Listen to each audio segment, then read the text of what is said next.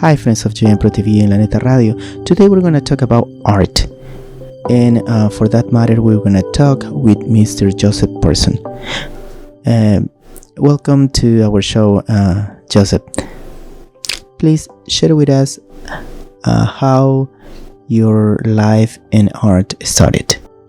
My life in art began shortly after I began.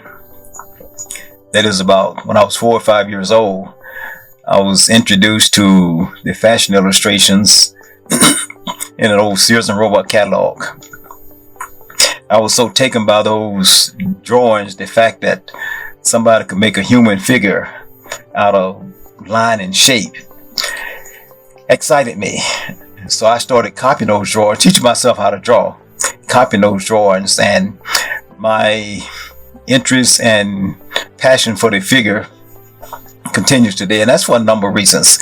I didn't realize at the beginning when I started drawing the figure how important the figure is in terms of the history of art. Traditional art education is centered around the figure because the figure is the most complicated subject in nature.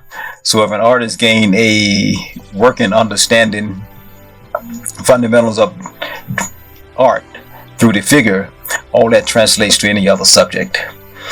So my life began about 4 or 5 years old, and that's been a number of years ago. And my work, the essence of my work is socio-political.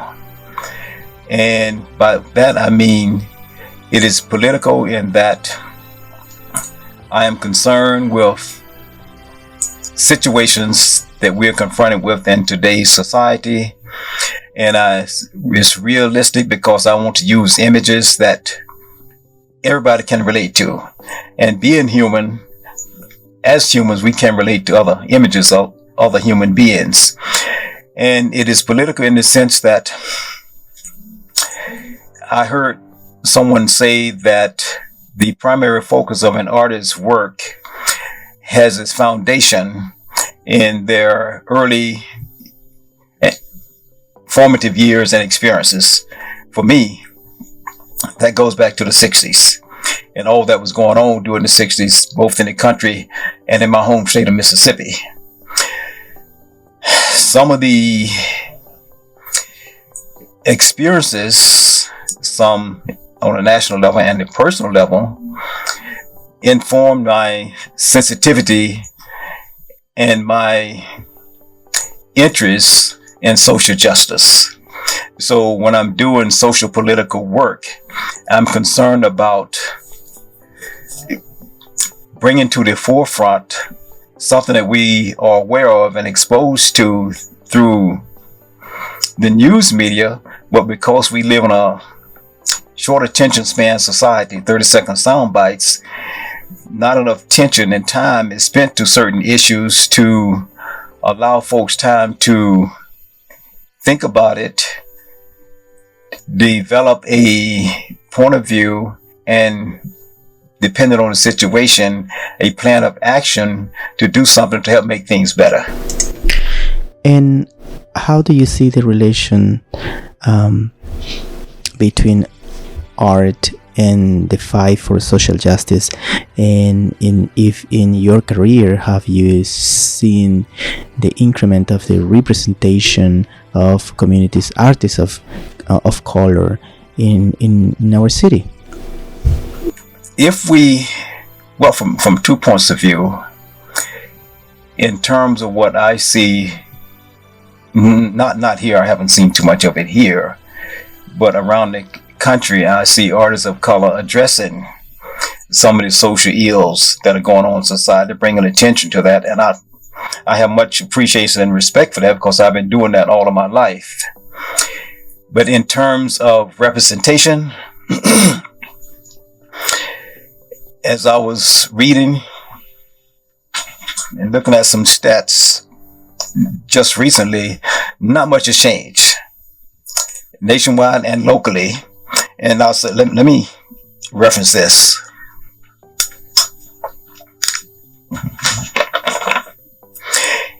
In the collections of all the major museums in the country, 85% of their collection is by white artists. 87% of those artists are white males. Black representation is only 1.2%, and we make up 15% of the population. Here in Asheville, the white population is 84%, and we make up 11%. So I think the representation, from what I've seen in some of the arts organizations, galleries that I've visited, that ratio is either the same or less than 1.2%. So things have changed in terms of more artists representing the issues of the day, but in terms of representation in major arts organizations, I don't see much change in that. Going back to maybe the 70s, there were several black artists. The lady whose name escapes me, but one of the male components of that activity was Benny Andrews.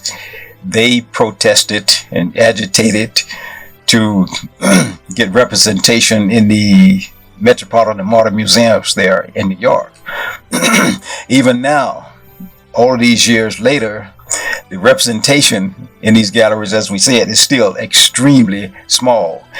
There are, what you call them, I won't say tokens, but they're just a sprinkling, just enough to say that we represent the BIPOC artist community.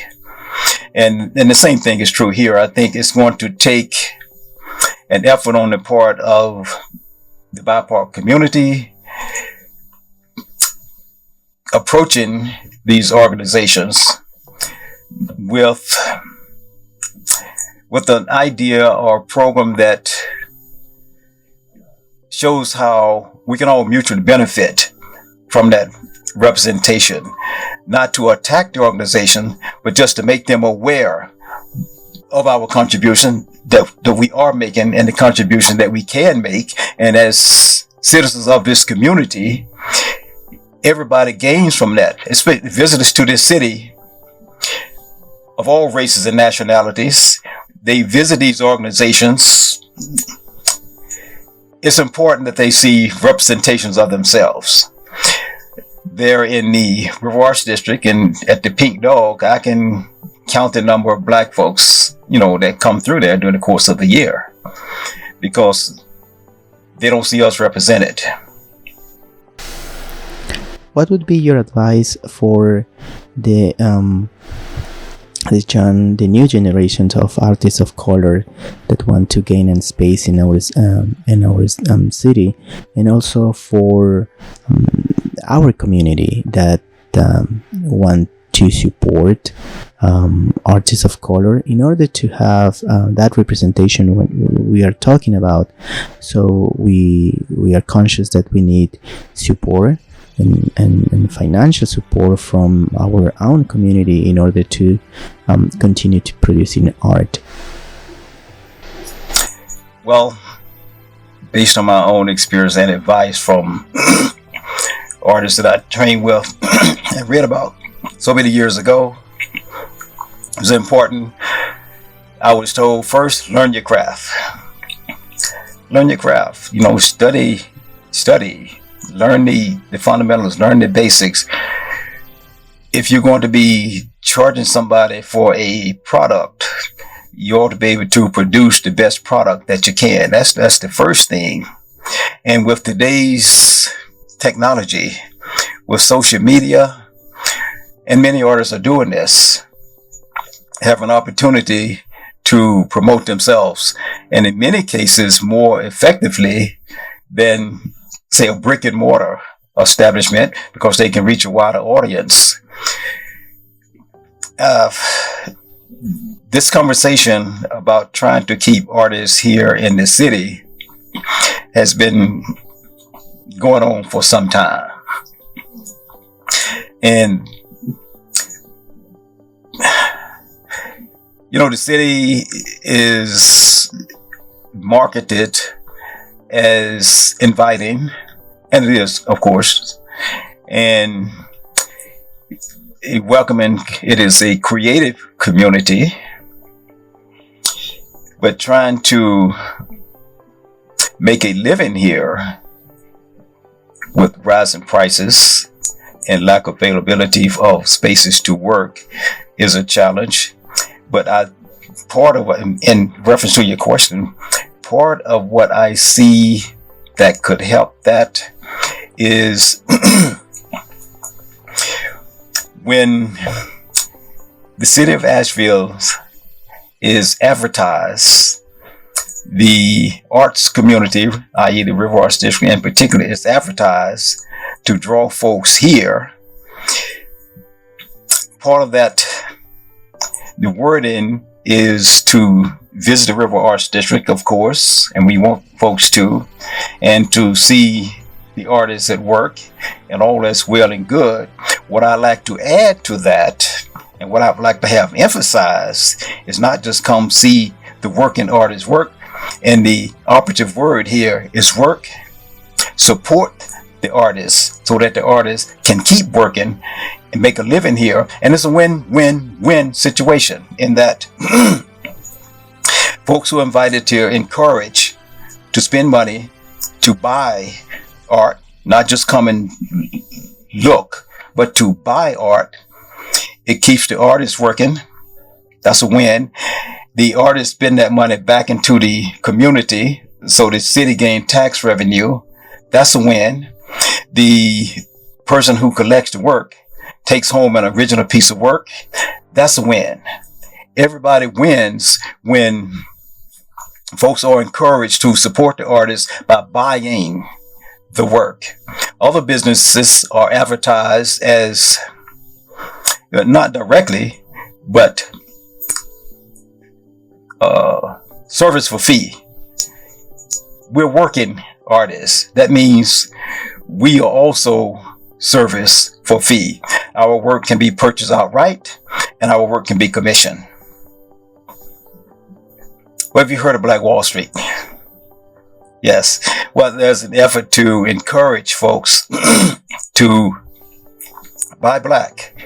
That include black artists. So if you're encouraged to, going back, you spend money with us, you support us and keep us here, and you gain from that. The person who spends the money gain, the city gains. So we have been contributing to this society, to this city, ever since we've been here. I think the more that our contributions are acknowledged and recognized, the more support we will gain for that, moving forward. And talking about support, Joseph, how can our community that is listening to this conversation can find your work, can visit your studio, and support your art? I'm a resident artist at Pink Dog Studios. Have been for the past coming on 7 years, and happy to be there. I love my space there. So I'm usually there from maybe 12 to 5, 6 days a week. But preferably, it's best that folks call, and because I'm in and out, or depending on what I'm doing while I'm there, so that we can arrange for some time together. I'm also somewhat active on Instagram, Joseph Pearson Artist, and my website, of course, josephart.net, where folks can not only see samples of my work, they can see the various genre that I work in: portraits, figures, murals, prints, nudes, the gamut. And all my contact information is also on my website, josephart.net.